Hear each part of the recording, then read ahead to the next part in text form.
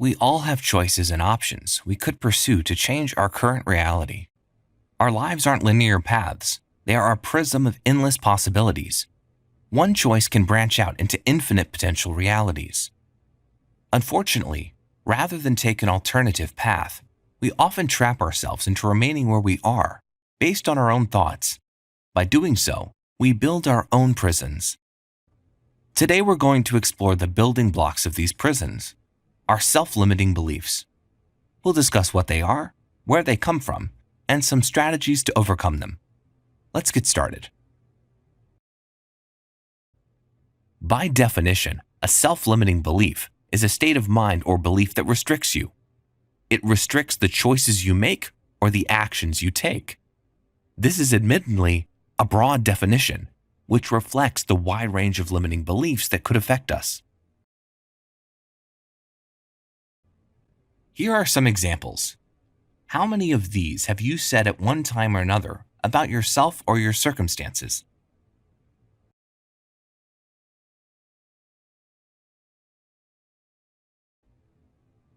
So, where do these limiting beliefs come from? Carl Jung, a Swiss psychiatrist, believed they came from our persona. The persona represents the social mask that each of us wear in our interactions with others in society. Or to put it differently, it represents the personality that we try to portray to others. Jung believed that the persona forms early in childhood out of the need to conform to the wishes and expectations of parents, peers, and teachers. Children quickly learn that certain behaviors are acceptable and rewarded with approval, while other behaviors are unacceptable and result in punishment.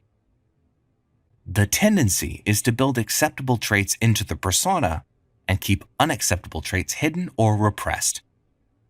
As we move through life, external factors continue to shape our choices and actions and mold the mask we wear. A limiting belief is not a fact, even though it feels that way at first. For the next 10 minutes, you will join a breakout group to identify some examples of limiting beliefs and their origins in your life past or present. During the second half of the 10 minutes, you'll examine those beliefs with more detail. The next slide will serve as a visual aid. On the left side of the worksheet are examples of potential origins. On the right side are questions that will help with further detail. To be our true selves and reach our full potential based on our own unique skills, strengths, and talents, we need to balance our social masks and our internal needs. Friedrich Nietzsche, a German psychiatrist, created a test to help us determine if our actions are properly aligned with our values. It's called the greatest weight. Here's how it works. Imagine a divine creature came to you and offered you the chance to live your life again and again, with one catch. This life as you now live it and have lived it, you will have to live innumerable times more. Everything unutterably small or great in your life will have to return to you, all in the same succession and sequence. Nietzsche reasoned that if we don't think that the way we have been living is worth repeating innumerable times, chances are you haven't formed your own values and you are still a serf to society. To put it in a less extreme way, perhaps you are aware of your own values, but you aren't living them out in all the areas of your life. Let's apply Nietzsche's test. We're going to split into breakout groups and consider two questions. For the first question, think about any part of your life for which you had control that you would not want to relive innumerable times. For the second, think about what experience you would have wanted instead. The good news is we can overcome our limiting beliefs and break out of the prisons we've locked ourselves in. Next, let's explore some strategies that can help us do this. The first is post-traumatic growth. Loss and trauma are part of life. Many people have heard of post-traumatic stress, a normal response to an awful experience. But it's lesser known that struggles and hardships of trauma can also mean opportunities for growth. Post-traumatic growth is a positive change you can experience as a result of your struggle with a highly challenging life event. One aspect of post-traumatic growth that can help us overcome our self-limiting beliefs is the awareness of new possibilities.